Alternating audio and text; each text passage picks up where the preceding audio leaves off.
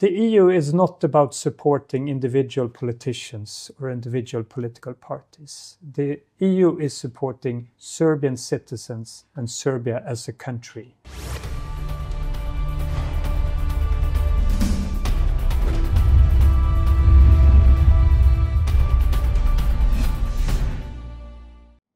Naš današnji gost je ambasador Evropske unije Andreas von Bekerat, gost Južnih Vesti, gost grada Niša. Emisiju snimamo u Evropskoj kući u Nišu. Dobrodošli, gospodine Bekerat. Hvala puno. Danas otvarate mernu stanicu za zagađenje vazduha i obilazite fabriku za prečišćavanje otpadnih voda. Juče je objavljena vest da EU daje za prugu 34 miliona evra. Zašto baš te investicije? Well, I think the support when it comes to the wastewater treatment plant is, very good example of how the EU supports Serbia in a way which really benefits ordinary citizens. I think this is really important for the European Union. It's important for myself to make sure that the support we provide Serbia really benefits ordinary people. And obviously, as you know, there is a challenge in Serbia when it comes to the treatment of water. Only 15% of the water is treated, the sewage water. And we are trying to help Serbia, support Serbia, also to reach the targets when it comes to the green agenda. So this is our way to support the environment in Serbia. Kako uveriti građanina juga Srbije da treba da bude za Evropsku uniju? Šta su, recimo, 3 najveće koristi koje bi vi rekli građaninu juga Srbije da treba da bude za Evropsku uniju? Well, I think there are, quite a few good reasons why Serbian citizens should support the EU accession process. And thank you for providing me with an opportunity to explain why I really believe that Serbia's future lies within the European Union. First of all, the economic argument. As a future member of the European Union, Serbia would have access to the single market, a market of 450 million consumers. Serbia has an enormous economic potential. And I think as a member of the European Union, that potential could be realized. And I'm sure that the Serbian economy would grow in an impressive way as a member of the European Union. We have also seen other examples of countries joining the EU, what an enormous impact it has had on economic growth. One example is Poland, where I was posted as Swedish ambassador. From 2004 up until 2024, Poland tripled its GDP after joining the EU. And moreover, the GDP per capita went from 50% of EU average to more than 80% of EU average. So I think there is a strong economic incentive for joining the EU. And also, this benefit will also be realized during this accession process as well. The second, I think, very strong argument is what the EU can do in terms of supporting Serbia's transformation when it comes to rule of law, making sure that every Serbian citizen is equal before the law, regardless of how much money you have on your bank account or which people you know, but also supporting Serbia in terms of establishing democratic institutions, making sure that there is trust in the electoral framework, and not least making sure that to support the free media in Serbia, and make sure that there is an enabling environment both for media and for civil society. And I think this is something which will be further enhanced both during the accession process and not least when Serbia becomes a full member of the European Union. And the third argument I would say is that as a member of the European Union, you will join the club of EU countries where you will enjoy the solidarity, the partnership of other EU members. And this is something I think all current members of the European Union can testify how much it means in practice. Pre ove emisije, spremajući ovu emisiju, razgovarao sam sa nekim euroskepticima i ja ću vam sada navesti 3 argumenta koji oni imaju kao protiv Evropske unije. Prvi je da je Evropska unija nekada bila savez za mir, a sada je ratni savez. Da će Evropska unija naterati Srbiju da prizna Kosovo.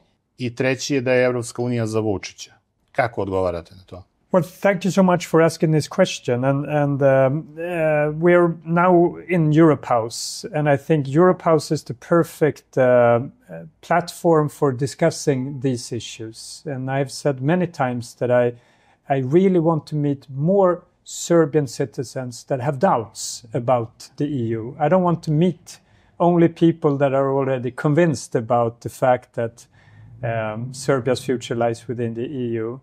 But I want to have this discussion in a way where I can present the arguments and that the discussion is based on facts and not on disinformation. So let me tackle your first question. The European Union is still, first and foremost, a peace project. That was the whole founding idea of the European Union when it started after the Second World War, and it's still very much a union built on European values when it comes to democracy, human rights, but also when it comes to preserving the peace in our continent. So I would really argue against the perception that the European Union has gone from a peace project to a war project. Maybe that person you spoke to refers to the European Union's strong support for Ukraine. And it is true that we are supporting Ukraine. We believe that Ukraine has the right to choose its own path, to choose whether or not it wants to join the European Union or if it wants to go in any other direction. And that support will continue. And we believe that Ukraine has the right to defend itself against the Russian aggression. And we will continue to support Ukraine and to make sure that Ukraine's independence and sovereignty is preserved. But that doesn't in any way mean that we do not want peace. I think there are no other people on this continent that want peace more than Ukrainians. But thereafter, I think that the EU citizens are also very much longing for peace in Ukraine. And there is one person that could make that peace happen tomorrow, and that is Vladimir Putin. If he wants this war to stop, it would stop immediately.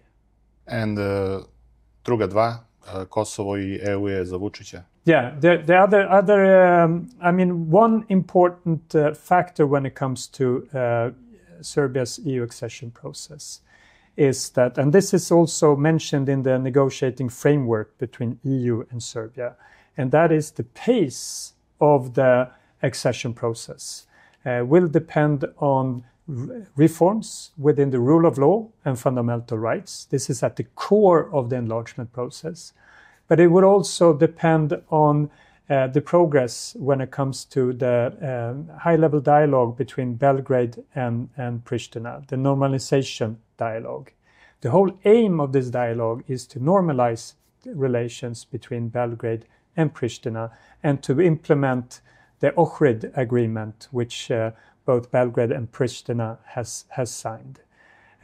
This doesn't mean that we demand from Serbia to recognize Kosovo. It means that we expect a normalization of relations to the benefit of citizens both in Serbia and in Kosovo. And third, the EU is not about supporting individual politicians or individual political parties. The EU is supporting Serbian citizens and Serbia as a country. We will work with any elected government, but we will also work very closely with the opposition and the civil society, because it's incredibly important that the accession process becomes a whole of society endeavor. We want all stakeholders to be involved in the important reforms which are required in order to reach EU membership. So I would really take argue with the fact that the EU is supporting President Vučić or any other politician. We're supporting the Serbian people. Raniji talasi proširenja Evropske unije bili su i politički. Da li možemo očekivati ulazak Srbije u Evropskoj uniji da bude i politički, tako da kažem, ne samo da zavisi od tehničkih uslova? Well, look, I mean, the whole accession process is based on merit, it's based on results, and it's based on evidence that Serbia is implementing the necessary reforms. And I think it's important to emphasize that Serbia should not implement these reforms when it comes to rule of law, electoral framework, free media, democratic institutions, in environment sector. You should not implement it because I'm saying that or because Brussels is asking for it. You should implement these reforms because they will improve the daily life of Serbian citizens. I think that's very important. And the whole accession process is based on Serbia fulfilling these requirements. As Serbia fulfills these requirements, it will progress on the road towards the European Union.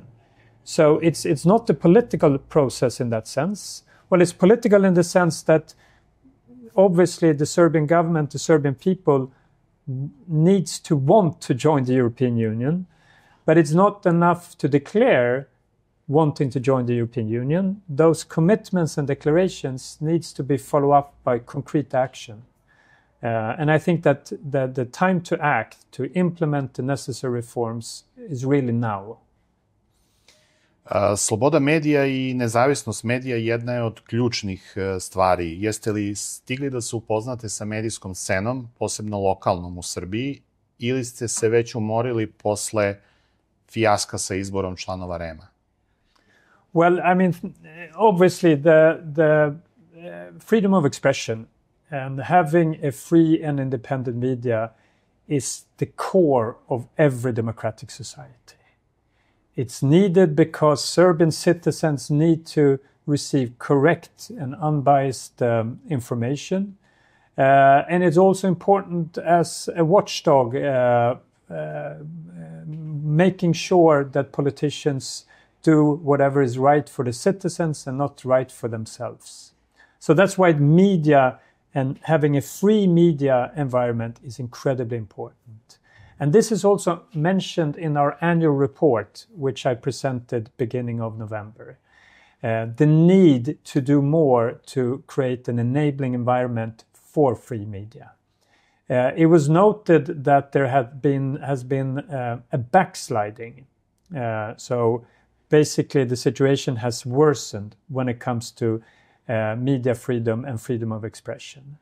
And that assessment is based not least on the verbal threats and the cases that we have seen when it comes to pressure against individual journalists and individual media outlets. I know that colleagues of yours have been subject for this intimidation and there has been incidents against your colleagues. These incidents needs to be investigated as a matter of priority by the responsible authorities.